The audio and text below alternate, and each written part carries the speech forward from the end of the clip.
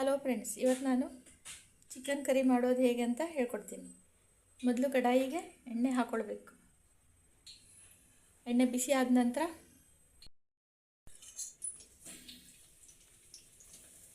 Cut ಮಾಡಿಟ್ಟಿರುವ ಉಳ್ಳಾಗಡ್ಡೆ ಹಾಕಬೇಕು. ಇದನ್ನು ಹುರಿದ್ಕೊಳ್ಬೇಕು. ಈಗ ಬೆಳ್ಳುಳ್ಳಿ, ಶುಂಠಿ, ಗರಂ ಮಸಾಲೆಯನ್ನು ಹಾಕ್ಕೊಳ್ಬೇಕು. ಚೆನ್ನಾಗಿ ಫ್ರೈ ಮಾಡ್ಕೊಳ್ಬೇಕು. ನೋಡಿ ಫ್ರೆಂಡ್ಸ್, ಈ ರೀತಿ ಹುರ್ಕೊಳ್ಬೇಕು. ಈಗ ಜೀರಿಗೆಯನ್ನು ಹಾಕ್ಕೊಳ್ತಿದ್ದೀನಿ. ಈಗ ಕಾಳು ಮೆಣಸನ್ನು ಹಾಕ್ಕೊಳ್ತಿದ್ದೀನಿ.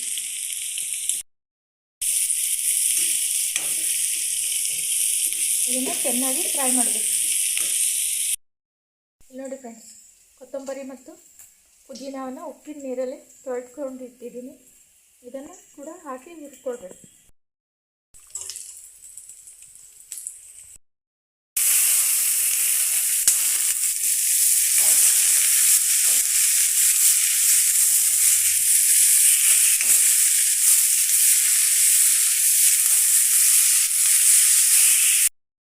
ಟೊಮೆಟೊ ಹಾಕ್ತಾ ಇದ್ದೀನಿ.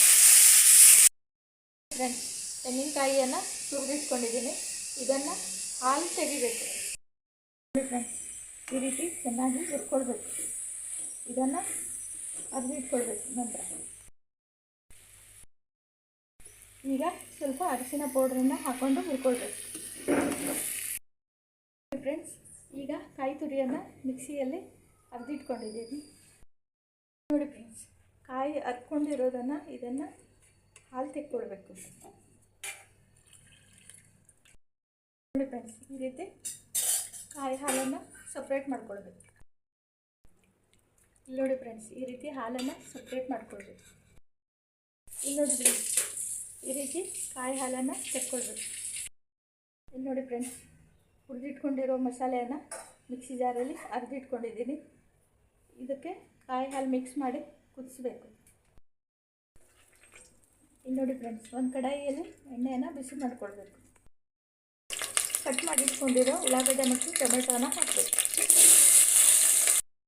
ಫ್ರೆಂಡ್ಸ್, ಈ ರೀತಿ ಚೆನ್ನಾಗಿ ಒಗ್ಗರಣೆ ಕಟ್ಕೊಳ್ಬೇಕು.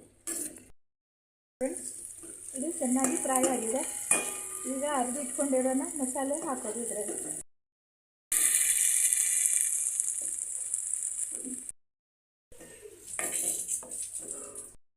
ಫ್ರೆಂಡ್ಸ್, ಈ ಮಸಾಲೆಯನ್ನು ಈಗ ಮುಚ್ಚಳ ಮುಚ್ಚಿ ಸ್ವಲ್ಪ ಬೇಯಿಸ್ಕೊಳ್ಬೇಕು. ಇದು ಎಣ್ಣೆ ಮೇಲೆ ಬರುವವರೆಗೂ ಕುದಿಬೇಕು. ನೋಡಿ ಫ್ರೆಂಡ್ಸ್, ಈಗ ಇದು ಮಸಾಲೆ ಕುದೀತಾ ಇದೆ.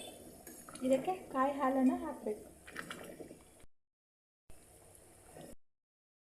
ಕುದೀತಿರೋ ಮಸಾಲೆಗೆ ತೆಂಗಿನಕಾಯಿಯನ್ನು ಹಾಲು ತೆಕ್ಕೊಂಡಿರೋದನ್ನು ಹಾಕಬೇಕು.